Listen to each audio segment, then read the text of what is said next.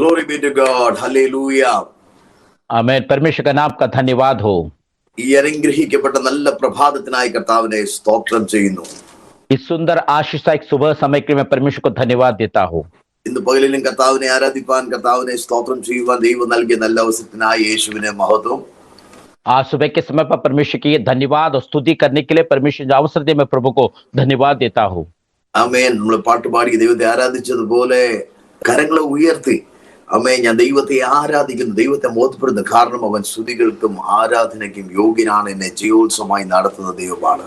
जैसा हमने गीत में गाकर परमेश्वर को धन्यवाद किया कि हम अपने हाथ को उठाकर परमेश्वर को धन्यवाद देते हैं, क्योंकि सारा स्तुति प्रशंसा का योग्य परमेश्वर है वो।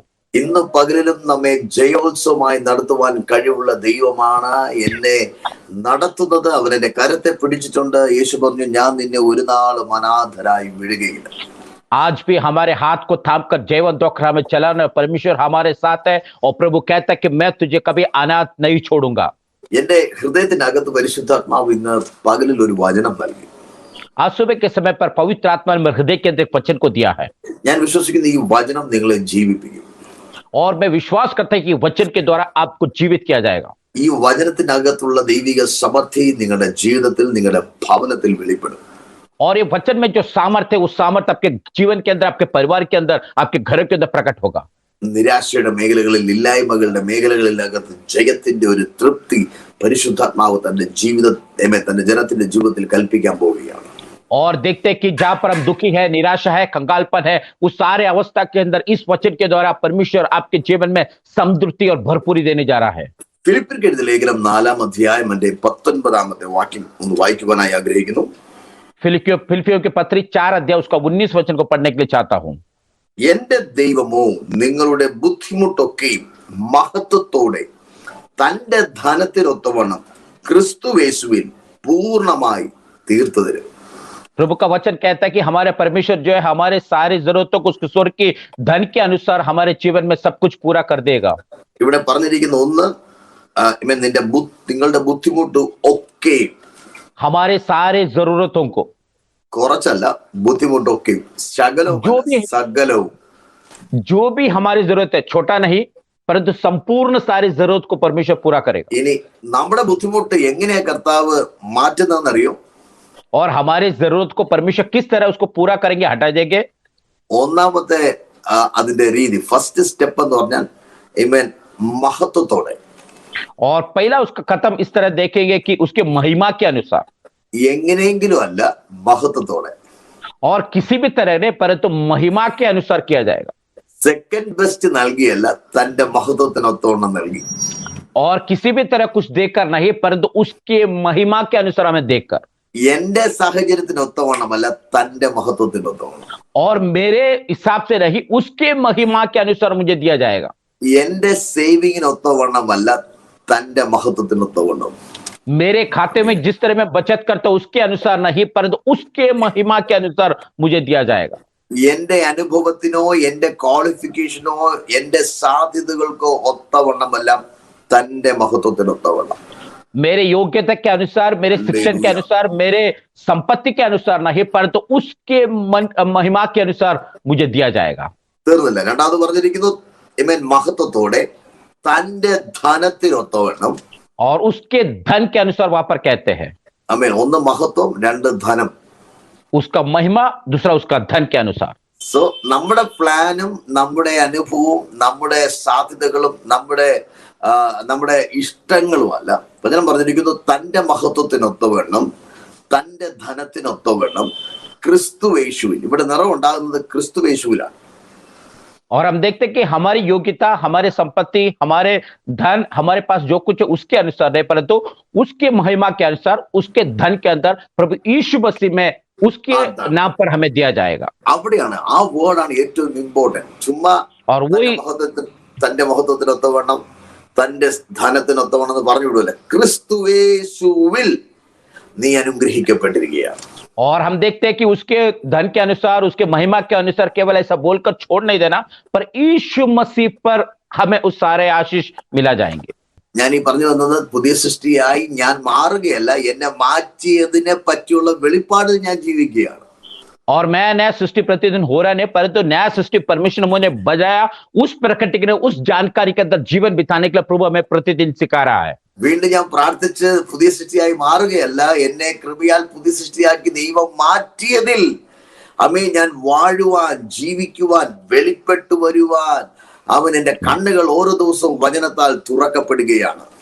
और हम देखते कि नया सृष्टि बनाने के लिए नहीं, परंतु प्रभु ने हमें नया सृष्टि बना दिया, इसलिए उस नया सृष्टि के प्रकट में, उस नया सृष्टि की जानकारी में, उस नया सृष्टि के अधिकार में जीवन बिताने के लिए प्रतिदिन प्रभु हमें सहायता करने के लिए हम प्रार्थना कर रहे हैं। ഈ വചനത്തിൽ ഈ വാക്കുകൾ നമ്മൾ അടിവരയിട്ട് ആമേൻ പറയണം. और इस वचन को उसके अंदर हम उसको मुख्यतः प्रधान तत्व को देखकर उस वचन के साथ हमें आमीन बोलना है। നിനക്ക് ബുദ്ധിമുട്ടുണ്ടോ? आपके पास कोई कंगाल कारण है या आपके पास कोई जरूरत की बात है? ഒന്നും ഇല്ല എന്ന് പറയുന്നു. आप कहते हैं कि मैं तो कंगाल हूं, मेरे पास कुछ नहीं है। തന്റെ മഹത്വത്തെ നിന്റെ ജീവിതത്തിൽ വെളിപ്പെടുത്തുവാൻ ശക്തിയുള്ള ദൈവം. और परमेश्वर जो जिसके सामर्थ्य के द्वारा उसकी महिमा आपके जीवन में प्रकट कर सकता है। ഇവിടെ എനിക്ക് ഇഷ്ടപ്പെട്ടത് തന്റെ മഹത്വത്തെ നിന്റെ ആഗ്രഹത്തിനൊത്തവണ്ണമല്ല, തന്റെ മഹത്വത്തെ തന്റെ സ്റ്റാൻഡേർഡിൽ, തന്റെ കഴിവിനൊത്തവണ്ണം, തന്റെ മഹത്വത്തിന്റെ പ്രഭാവത്തിൽ തന്നെ എന്ന് പറഞ്ഞാൽ നമുക്ക് കോംപ്രിഹെൻഡ് ചെയ്യാൻ പറ്റാത്തത്, ഓ ജീസസ്, എനിക്കത് ഉൾക്കൊള്ളാൻ പറ്റാത്തത്, എനിക്ക് ചിന്തിക്കാൻ പറ്റാത്തത്, എനിക്കതിനെ കൺസോളിഡേറ്റ് ചെയ്യാൻ പറ്റാത്ത തലത്തിൽ പരിശുദ്ധാത്മാവിന്റെ കരം എന്റെ മേൽ വെളിപ്പെടുത്തുവാൻ ക്രിസ്തു യേശുവിൽ ഇടയായിത്തീരും. और हम देखते कि हमारे सारी जो जरूरत है, हमारे सोच, हमारे चिंता, हमारे योग्यता, हमारे समझ के अनुसार नहीं, परंतु उसकी महिमा के अनुसार हमारे जीवन के सारे जरूरत को प्रभु यीशु मसीह के द्वारा हमारे जीवन में सब कुछ वो पूरा करे करके इस बात को हम अच्छी तरह जानना चाहिए। ഇവിടെ ഏറ്റവും അവസാനം ഇങ്ങനെ പറഞ്ഞു നിർത്തുന്നു, ക്രിസ്തു യേശുവിൽ അവൻ പൂർണ്ണമായി തീർത്തു തരും.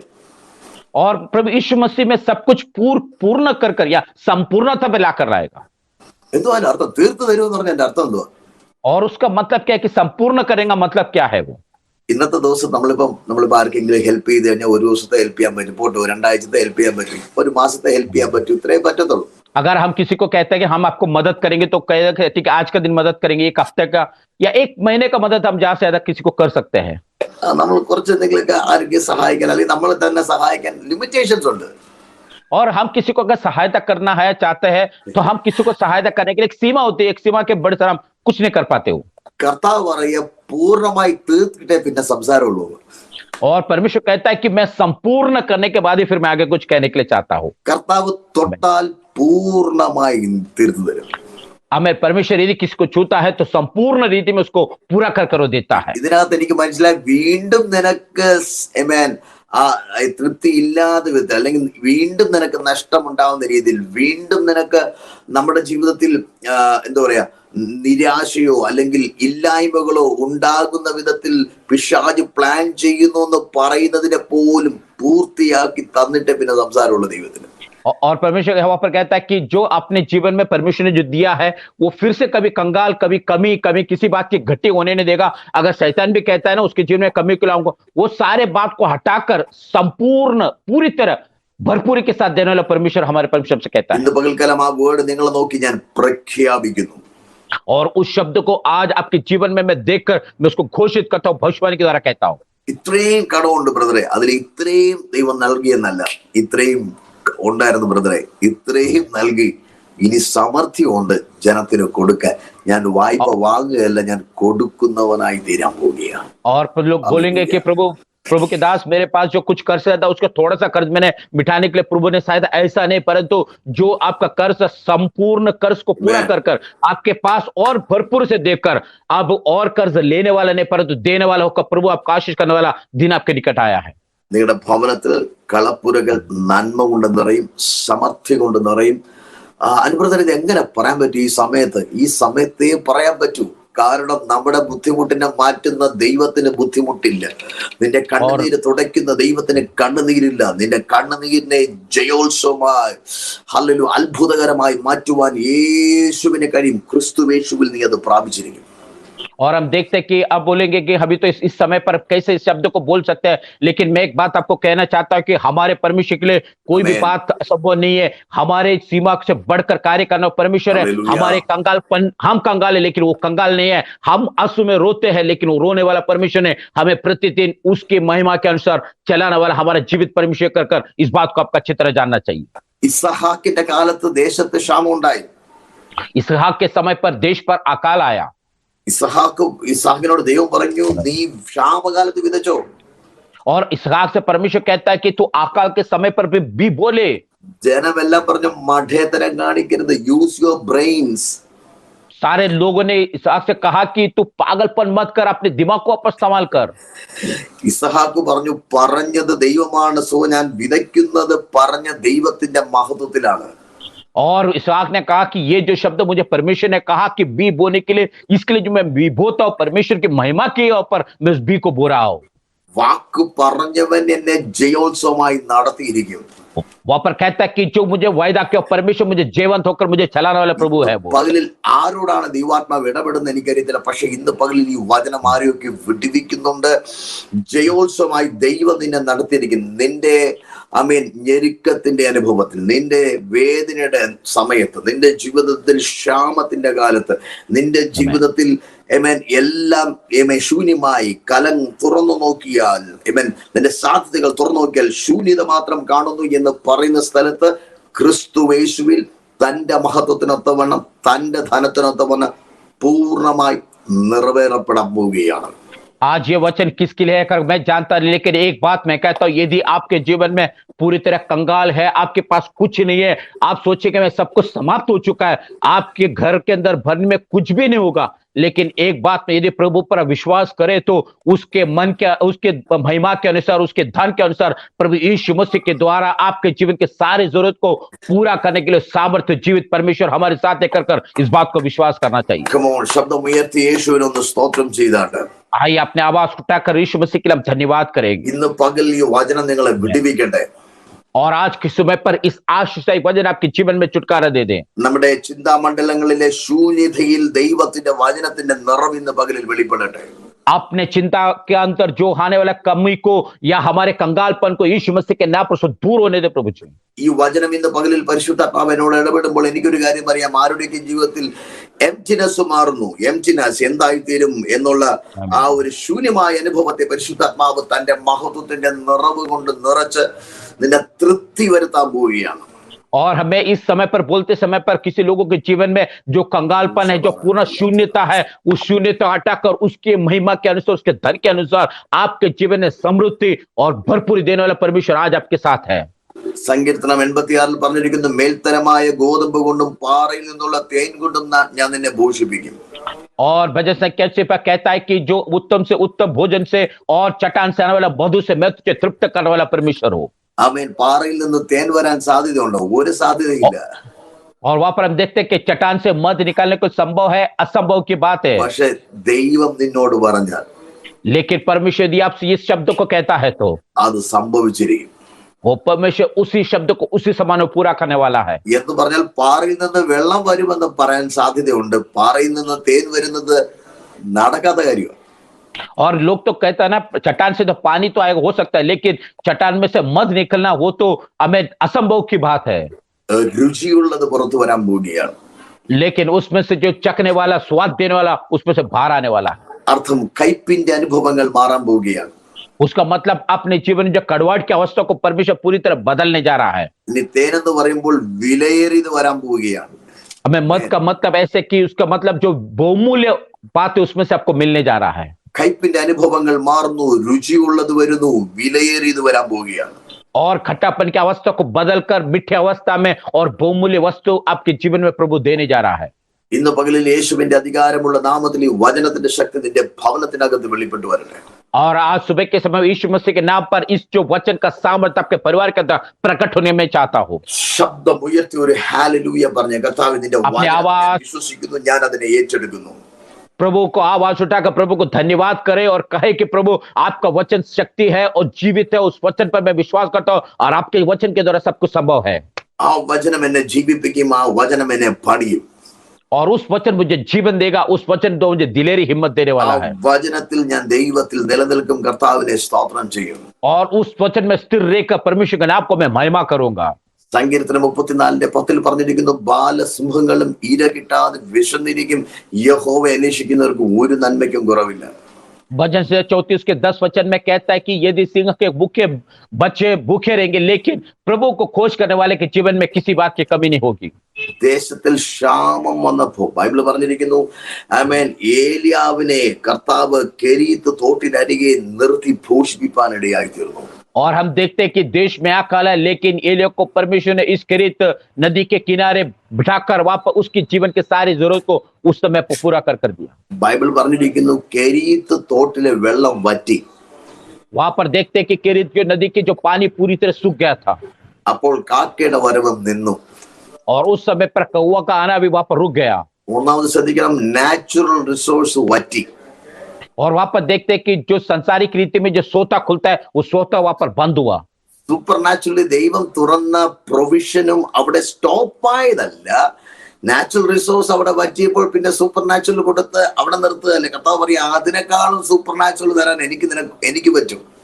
और देखते कि निसर्ग की जो सोता जो पर बंद होता है, उससे बढ़कर एक अलौकिक सामर्थ्य के द्वारा मैं तुझे पालन पोषण कर सकते, इस बात को दिखाने के लिए वहां पर परमेश्वर कार्य करता है। ബൈബിൾ പറഞ്ഞിരിക്കുന്നു, ഏലിയാവിനെ കർത്താവ് സറാഫാത്തിലെ വിധവയുടെ ഭവനത്തിൽ കൊണ്ടുപോയി പോഷിപ്പിക്കാനിടയായി. और परमेश्वर वचन में कहता है कि एलिय्याह को साराफात के विधवा के पास लेकर जाकर एलिय्याह को परमेश्वर तृप्त किया जाता है। ഇന്ന് പകൽ ദൈവാത്മാവ് പറയുന്നു, നാച്ചുറൽ റിസോഴ്സസ് വറ്റിയാലും സൂപ്പർ നാച്ചുറൽ റിസോഴ്സസ് നിനക്ക് വേണ്ടി വറ്റാത്തത് തുറക്കാൻ നിന്റെ അപ്പൻ മതിയായവനാണ്. और आज सुबह के समय पर मैं इस बात को अपने सन निसर्ग की जो सोता आपके जीवन में यदि बंद हुआ, तो भी एक अलौकिक सोता आपके जीवन में खोलकर आपके संपूर्ण जीवन में आपको तृप्त करने के लिए आज भी मेरे खुदा जीवित है करके इस बात को विश्वास करना चाहिए। ദൈവം തുറന്നാൽ അത് അടയത്തില്ല. यदि परमेश्वर ने कुछ बात को खोला है, तो कोई बंद नहीं होगा वो। ഈ വചനം മറന്നു പോകരുതേ. കർത്താവ് ഇന്ന് പകൽ നമ്മോട് സംസാരിച്ച വചനം അത് അങ്ങനെ തന്നെ നിന്റെ മേൽ നിറവേറുകയാണ്. आज सुबह जो प्रभु ने कहा वचन भूल नहीं जाना, उस वचन उसी अनुसार आपके जीवन में प्रभु पूरा करेगा। തന്റെ മഹത്വത്തിനൊത്തവണ്ണം, उसके महिमा के अनुसार, തന്റെ ധനത്തിനൊത്തവണ്ണം, और उसके धन के अनुसार ക്രിസ്തു യേശുവിൽ प्रभु यीशु मसीह के द्वारा പൂർണ്ണമായി നിറവേറ്റി തരും. पूरी तरह आपके जीवन में संपूर्ण करके देगा। ഇന്ന് പകലിൽ പരിശുദ്ധാത്മാവ് പറയുന്നു, ഞാൻ നിന്നെ തൃപ്തനാക്കി തീർക്കും. आमीन। आज सुबह पवित्र आत्मा कहते हैं कि मैं तुझे तृप्त करने वाला परमेश्वर हूं, നിനക്ക് തൃപ്തി ഉണ്ടാകാൻ പോവുകയാണ്. और आपके जीवन में संपूर्णता लाने वाला परमेश्वर है वो। കണ്ണുകളടയ്ക്കാൻ നമുക്ക് പ്രാർത്ഥിക്കാം. आइए अपने आंखों को बंद करें, प्रार्थना करें। യേശുവേ, അങ്ങേക്ക് ഞങ്ങളോടുള്ള കൺസേണിനായി, ഞങ്ങളെ കുറിച്ചുള്ള അവിടുത്തെ ഇഷ്ടത്തിനായി, സ്നേഹത്തിനായി നന്ദി പറയുന്നു. प्रभु आपने हम पर जो ख्याल रखते हैं, हम पर जो चिंता करता है, उसके लिए हम आप धन्यवाद करते हैं। प्रभु അങ്ങ് ഞങ്ങൾക്ക് വേണ്ടി കരുതുന്ന പിതാവാകിയാൽ സ്തോത്രം. आप हमारे लिए सब कुछ इंतजाम करने वाला, प्रबंध करने वाला परमेश्वर है, इसलिए हम आपको धन्यवाद करते हैं। ആകാശത്തിലെ പറവുകൾ നോക്കുവിൻ, അവ കളപ്പുരയിൽ ഒന്നും സൂക്ഷിച്ചു വെക്കുന്നില്ലെങ്കിലും ദൈവം അവയെ കരുതുന്നു. आपके वचन में कहता है कि प्रभु आकाश के पक्षी को देखो, वो ना बोते हैं ना कांपते हैं, लेकिन आप उन्हें चलाता है, इसलिए हम आपको धन्यवाद करते हैं। प्रभु जी വചനം വായിക്കുന്ന പോലെ അവയെ പോറ്റുന്നുവെങ്കിൽ ഞങ്ങളെ എത്രയധികം നടത്തുവാൻ യേശു ശക്തനെന്ന് ഞങ്ങൾ ക്രിസ്തുവിൽ തിരിച്ചറിയുകയാണ്. और प्रभु यदि उसको उस चिड़िया को, उस जो पक्षियों का आप संभाल सकते हैं, तो हमें और कितना अधिक आप ख्याल रखते हैं, संभालने वाला कर इस बात को विश्वास करते हैं, आपका हिम्मत रखते हैं। प्रभु ഇന്ന് പകൽക്കാലം പുറത്തു പറയാൻ പറ്റുന്നില്ല, പക്ഷെ ഞെരുക്കമുണ്ടെന്ന് പറയുന്നവരും യേശുവിന്റെ അധികാരമുള്ള നാമത്തിൽ ദൈവവചനത്തിന്റെ ശക്തിയാൽ സ്വതന്ത്രരാകട്ടെ. प्रभु जी जो कहते मन में बोलते हैं कि मैं कंगाल हूं, लेकिन बाहर किसी को बोल नहीं सकता, ऐसे अवस्था में जीवन बीता लोगों के जीवन में कहता है कि प्रभु आपके आत्मा महिमा के अनुसार उनके जीवन में संपूर्णता और भरपूरी देने के लिए प्रार्थना करते हैं। प्रभु जी മഹത്വം അങ്ങേക്ക് യേശുവിന്റെ നാമത്തിൽ തന്നെ. ആമേൻ. सारा आदर महिमा प्रभु आपको देते हैं, यीशु मसीह के नाम से प्रार्थना करते पिता, आमेन आमेन। God bless you. You are blessed. Amen. You are being provided supernaturally by God. प्रभु आपको आशीष दे, आप आशीष दे, तो प्रभु सारे उसकी महिमा से आपके जीवन की सारी जरूरत को पूरा करें। We praise your name. Thank you, Holy Spirit. Oh, Ishla. Jai Jai God. जय जयकार तूने मेरे लिए क्या कुछ ना किया। जय जयकार जय जयकार तूने मेरे लिए क्या कुछ ना किया। तूने मेरे लिए क्या कुछ ना किया।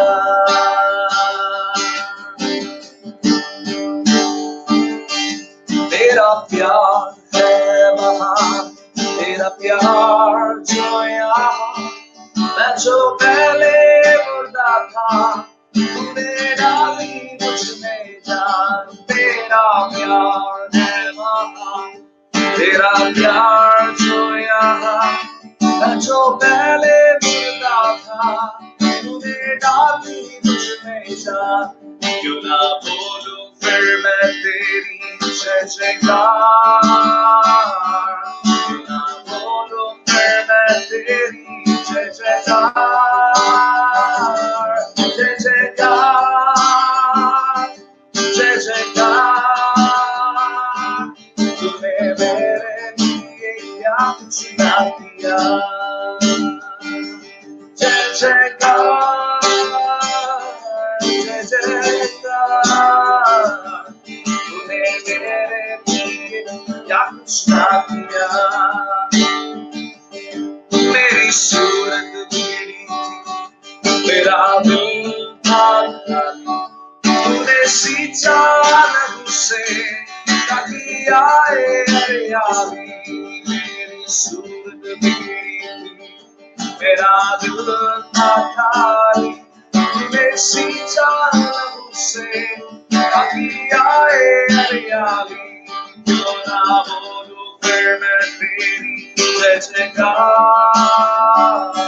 क्यों ना बोलूं फिर मैं तेरी जय जयकार। जय जयकार जय जयकार तूने मेरे लिए क्या कुछ ना किया। जय जयकार जय जयकार तूने मेरे लिए क्या कुछ ना किया। आई जीवन में खुशी, आई अब तो जिंदगी, तू है जिंदा शाफिया तूने किया। आई जीवन में खुशी, आई अब की जिंदगी, तू है जिंदा शाफिया तूने किया। क्यों ना बोलूं फिर मैं तेरी जय जयकार। क्यों ना बोलूं फिर मैं तेरी जय जयकार। जय जयकार जय जयकार तूने मेरे लिए क्या कुछ ना किया। जय जयकार हालेलुया जय जयकार तूने मेरे लिए क्या कुछ ना किया। अपनी रूह से भर दिया अपनी शक्ति मुझको ताकि दूं मैं गवाही तेरे जीवन में भी। अपनी रूह से भर दिया अपनी शक्ति मुझको दी ताकि दूं मैं गवाही तेरे जीवन में भी। क्यों ना बोलूं फिर मैं तेरी जय जयकार। क्यों ना बोलूं फिर मैं तेरी जय जयकार। जय जयकार जय जयकार तूने मेरे लिए क्या कुछ ना किया। मिलकर गाएंगे ओ जय जयकार हालेलुया जय जयकार तूने मेरे लिए क्या कुछ ना किया। और तुमने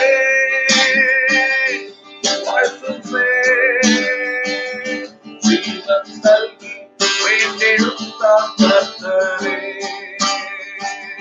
വാഴ്ത്തുന്നേ വാഴ്ത്തുന്നേ ശിവ നൽകി